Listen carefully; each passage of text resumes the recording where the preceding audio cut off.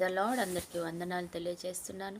ఈరోజు దేవుడు ఇచ్చినటువంటి వాగ్దానము యాకోబు రాసిన పత్రిక 5వ అధ్యాయము 16వ వచనంలో వ్రాయబడినట్టుగా, మీరు స్వస్థత పొందినట్లు ఒకరి కొరకొకరు ప్రార్థన చేయండి.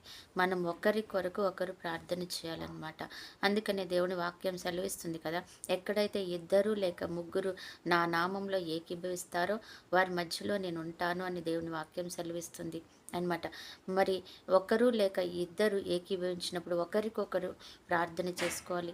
అలాగే ఎవరికైనా వ్యతిరే బాధలు వేదనలు ఉన్నాయంటే వారు ఒకరికొకరు ప్రార్థన చేసుకోవారనమాట.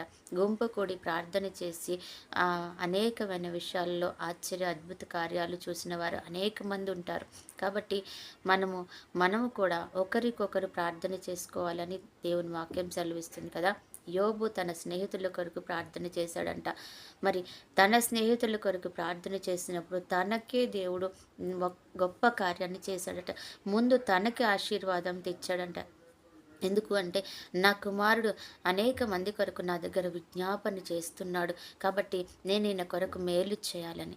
నువ్వు ఒకరి మేలు కొరకు ఒకరు ప్రార్థన చేసినప్పుడు, ఒకరి స్వస్థత కొరకు ఒకరు ప్రార్థన చేసినప్పుడు దేవుడు మన జీవితాలలో ముందుగా అద్భుతం చేస్తాడు అని దేవుని వాక్యం సెలవిస్తుంది. కాబట్టి మనం ఆ రీతిగా దేవుని వైపు తిరిగి నిజంగానే ఒకరి కొరకు ఒకరు ప్రార్థన చేసుకుందాం.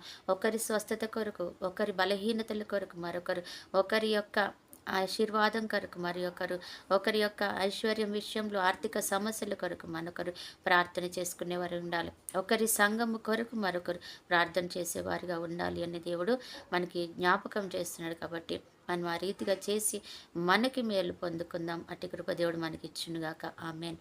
ప్రార్థన. పరిశుద్ధుడు అని దేవ, ప్రేమ కలిగిన తండ్రి యేసయ్య, నీకు వందనాలు చెల్లించుకుంటూ నీ నామంలో మేము ప్రార్థన చేస్తున్నాం తండ్రి.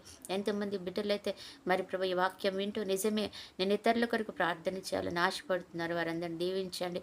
అలాగే ఈరోజు మరి ప్రభు ఎంతమంది అయితే తండ్రి వారి యొక్క అనారోగ్యం కొరకు, అస్వస్థత కొరకు, ఆర్థిక ఇబ్బందుల కొరకు, కుటుంబ సమస్యల కొరకు తండ్రి, పరిస్థితుల కొరకు, ఏ పరిస్థితి వేదనకరంగా ఆ పరిస్థితి వరకు వచ్చి ఉన్నారేమో వారందరినీ జ్ఞాపకం చేసుకొని మేలు చేసి దీవించండి ప్రభా.